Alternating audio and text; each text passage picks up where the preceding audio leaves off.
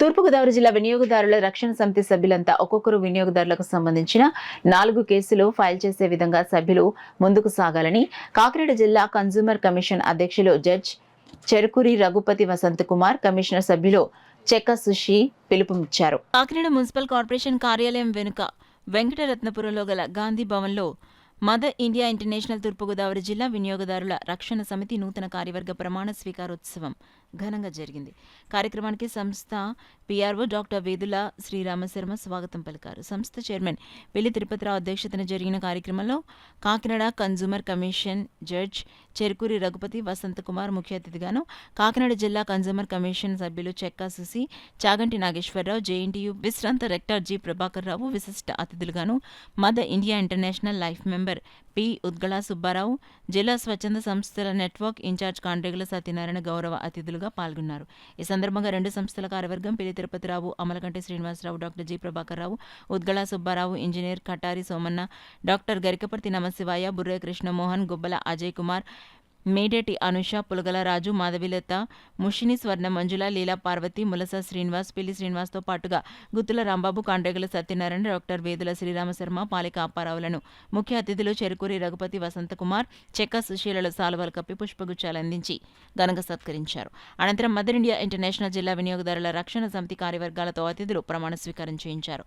ఈ సందర్భంగా అతిథులు చెరుకూరి రఘుపతి వసంత కుమార్, చెక్క సుసి, పిల్లి తిరుపతిరావు, పేరూరి సూరిబాబు, ఉద్గళ సుబ్బారావు, డాక్టర్ గరికపర్తి నమశివాయ, డాక్టర్ ప్రభాకర్ రావులు మాట్లాడుతూ 32 సంవత్సరాల సుదీర్ఘ చరిత్ర కలిగిన మదర్ ఇండియా ఇంటర్నేషనల్ తూర్పుగోదావరి జిల్లా వినియోగదారుల రక్షణ సమితి సభ్యులంతా కష్టపడి పనిచేసి సంస్థలకు మంచి గుర్తింపు తీసుకురావాలన్నారు. కార్యక్రమంలో పెద్ద సంఖ్యలో నగర ప్రముఖులు, మహిళలు పాల్గొన్నారు.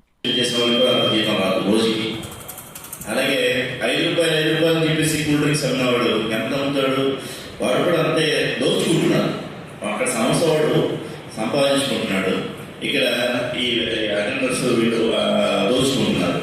దాన్ని నిర్మూలించాలి. రైబేస్మెంట్ కూడా మనం కేసు వేసి, అలాగే ఆర్టీసీ కాంప్లెక్స్లో మినిమం ప్రైస్ ఉంటుంది కానీ వాళ్ళు ఏం చూసుకుంటారు, ఏమంటే మేము రెండే ఎక్కువ చేస్తున్నాం, ఆర్టీసీ వాళ్ళకి డబ్బులు ఇప్పిస్తున్నాం అని చెప్తున్నారు.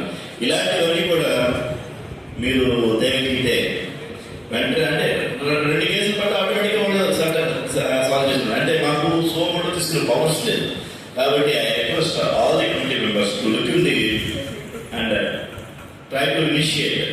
దానివల్ల ఏంటంటే ప్రజలు బాగుపడతారు. That is my request and I thank Lippurgaru for giving me the opportunity. Thank you once and all. ఇప్పుడు సమయంగా మహాత్మా నడయాడినటువంటి వచ్చినప్పుడు, అలాగే ఒక 1923లో ఒక ఉద్యమమైనటువంటి మన స్వాతంత్ర ఉద్యమం మన కలగనట్టు స్వరాజ్యానికి న్యాయంగా ఏదైతే ప్రజల యొక్క హక్కుల చట్టం గురించి పోరాడుతున్నాము, వినియోగదారుల హక్కు చట్టం గురించి చెప్తున్నాము, సమాజ శ్రేయస్సు గురించి పోరాడుతున్నాము, దానికి మదర్ ఇండియా ఇంటర్నేషనల్ విశిష్టంగా విశ్వవ్యాప్తంగా మనం నిలవడానికి 32వ వార్షికోత్సవం. నిజంగా చూడండి, అనుకోకండి, నేను న్యూమరాలజిస్ట్ కనుక 25వ తారీఖు ఈరోజు 32 అంటే టోటల్ 5 అంటే ఇది 25వ తారీఖు అంటే ద్విగుణీకృతం. అంటే అందుకనే ద్విగుణీకృతంగా రేపు వచ్చే సంవత్సరం నుంచి అంటే 5 నుంచి 10 వెళ్తాం మనం.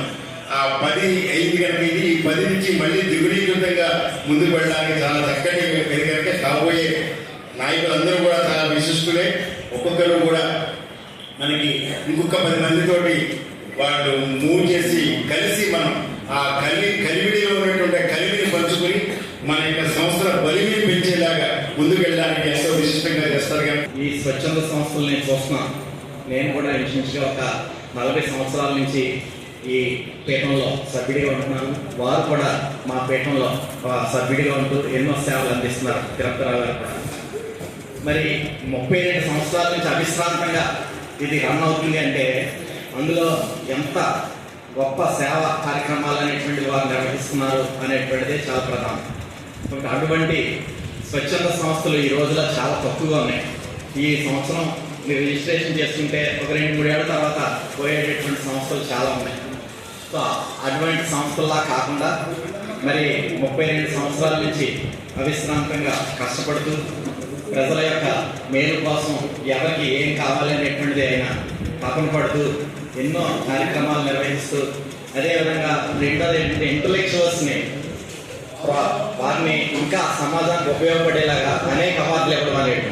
ఎందుకంటే ఒక మంచి వ్యక్తిని మనం ప్రోత్సహించినట్లయితే వారు ఇంకా అనేక మంచి కార్యక్రమాలు చేస్తారనేటువంటి ఉద్దేశం చొప్పున సమాజంలో ఉన్నటువంటి ఇంటలెక్చువల్స్ ఐడెంటిఫై చేసి వారికి రాష్ట్ర స్థాయిలోనూ అదేవిధంగా దేశీయ స్థాయిలోనూ కూడా అవార్డులు ఇవ్వడం అనేటువంటి చాలా గొప్ప విషయం.